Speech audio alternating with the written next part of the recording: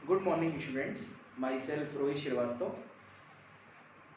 अभी तक हमने स्ट्रक्चर ऑफ द एटम में कुछ इम्पॉर्टेंट पॉइंट्स को डिस्कस किया था।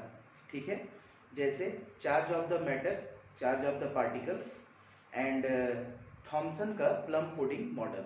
ठीक है, आज हम डिस्कस करेंगे Rutherford alpha particle scattering experiment के बारे में कि रदरफोर्ड ने एक एक्सपेरिमेंट दिया था जो अल्फा पार्टिकल से रिलेटेड था। ठीक है, तो उसे हम जानेंगे। सबसे पहले हम एक ग्लास वेसल लेते हैं। क्या लेते हैं? Glass vessel. ओके, इस ग्लास वेसल के अंदर हम एक रेडियो एक्टिव सबस्टांस लेते हैं। Radio active substance, radio active substance का मतलब एक अल्फा एमिटर लेते हैं। अल्फा एमिटर का मतलब क्या होता है कि अल्फा एमिटर का मतलब ये एक डिसइंटीग्रेटेड होता है। ठीक है, और डिसइंटीग्रेटेड होकर अल्फा पार्टिकल एमिट करता है। तो यहाँ पर हम एक एलिमेंट यूज कर रहे हैं, पोलोनियम। क्या एलिमेंट यूज कर रहे हैं? पोलोनियम। ओके, तो पोलोनियम में से हम देखेंगे कि कितना अल्फा पार्टिकल्स हम जब बोmbardment कराएंगे, ठीक है ना, अल्फा पार्टिकल्स का, तो कितने पार्टिकल्स यहाँ से स्ट्राइक करेंगे। ठीक है, आगे चलकर तो हम यहाँ पर एक रखते हैं फॉस्फोरेसेंट स्क्रीन। ठीक है ना, मटेरियल जो जिंक सल्फाइड से कोटेड होता है। इसका क्या नाम होता है? Zinc sulphide. ठीक है ना, इससे कोटेड होता है। ठीक है, ये हम एक स्क्रीन लगाते हैं।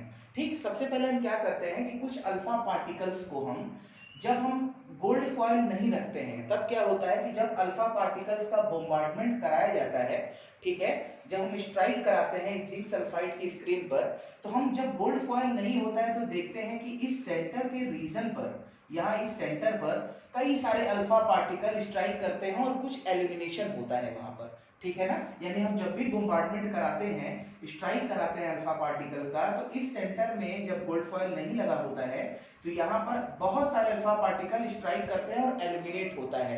ठीक है ना, यानी लाइट्स वहां पर जनरेट होता है। लेकिन अचानक क्या होता है कि अगर हम जब अल्फा पार्टिकल्स को के बीच में अगर गोल्ड फॉयल लगा दिए, ठीक है ना, गोल्ड फॉयल, यानी गोल्ड हम क्यों लेते हैं कि गोल्ड एक बहुत ही मेलाइबल होता है और इसकी हम बहुत सारी पतली शीट्स बना सकते हैं। यानी अगर कहा जाए कि एक शीट्स में कम से कम 1, 2 या 3 एटम्स पॉसिबल हो सकते हैं, तो इसीलिए हम शीट ना लेकर एक गोल्ड का एटम लेते हैं। ठीक है, तो गोल्ड का हम एटम यहाँ पर रखते हैं और तब देखते हैं जब हम अल्फा पार्टिकल्स का बोmbardment या स्ट्राइक कराते हैं इस जिंक सल्फाइड की स्क्रीन पर, तो हम देखते क्या है कि ऑब्जर्वेशन एक टेबल हम तैयार करते हैं। तो पहला ऑब्जर्वेशन देखिए मैंने क्या लिखा है कि most of the alpha particle passed undeviated through the gold foil. यानी कुछ अल्फा पार्टिकल क्या होते हैं कि इस गोल्ड फॉयल से डेविएट नहीं होते, वो सीधे निकल जाते हैं और जिंक सल्फाइड की स्क्रीन पर जाकर लाइट्स पार्ट्स, यानी वहां पर स्पार्क जैसा वहां प्रोड्यूस होता है। ठीक है ना, वहां पे लाइट जनरेट करते हैं। ठीक, यानी कुछ एल्यूमिनेशन होता है। ठीक है, और इस ऑब्जर्वेशन का कंक्लूजन क्या होगा कि most of the space in an atom is empty, यानी कई सारे ऐसे स्पेस है जिसके अंदर खाली है, तभी अल्फा पार्टिकल वहां से पास कर रहे हैं। ठीक है ना, बिना मुड़े हुए, बिना डेविएट हुए। सेकंड ऑब्जर्वेशन हमने क्या लिखा है कि some of the alpha particles were deviated through small angles.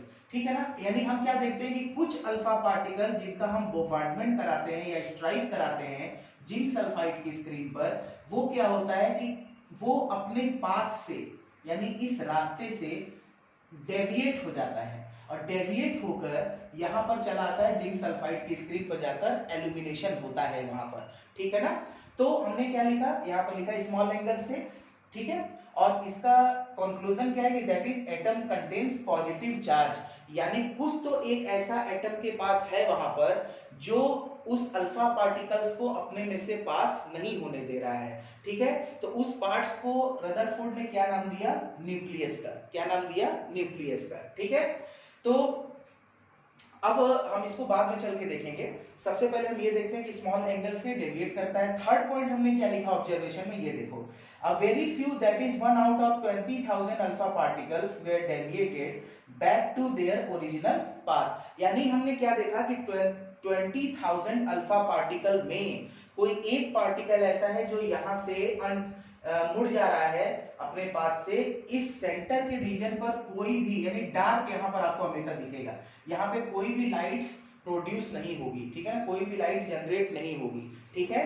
तो इसका कंक्लूजन क्या है कि that is while of the positive charge of an atom is concentrated in A small volume, यानी पूरे एटम का जो एक पॉजिटिव चार्ज है एक छोटे से वॉल्यूम में कॉन्सेंट्रेटेड है, और उसको उन्होंने क्या नाम दिया, न्यूक्लियस का, ठीक है ना, न्यूक्लियस का। फिर से हम एक बार रिवाइज कराएं आपको कि पोलोनियम हमने एलिमेंट लिया जिसमें से हम अल्फा पार्टिकल्स का बोmbardment या स्ट्राइक कराएंगे इस जिंक सल्फाइड की स्क्रीन पर।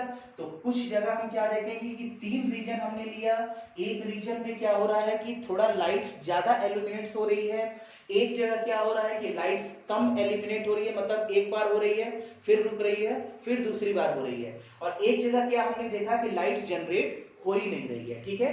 तो इससे हमने क्या देखा कि एक एटम का कोई ऐसा पार्ट जो इस जगह मौजूद है और अल्फा पार्टिकल्स को अपने में से पास नहीं होने दे रहा है, उसको उन्होंने क्या नाम दिया, न्यूक्लियस का, ठीक है।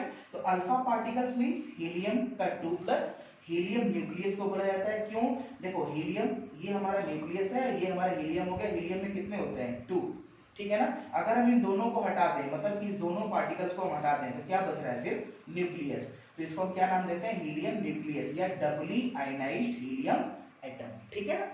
तो ये हमारा क्या हुआ, रदरफोर्ड का अल्फा पार्टिकल स्कैटरिंग एक्सपेरिमेंट का कुछ ऑब्जर्वेशन और कंक्लूजन, ठीक है ना। अब नेक्स्ट लेक्चर में हम क्या देखेंगे कि रदरफोर्ड का ड्रॉबैक क्या था, ठीक है। तो अभी आप इसे नोट करेंगे और ऑब्जर्वेशन और कंक्लूजन को लिख लेंगे, ओके।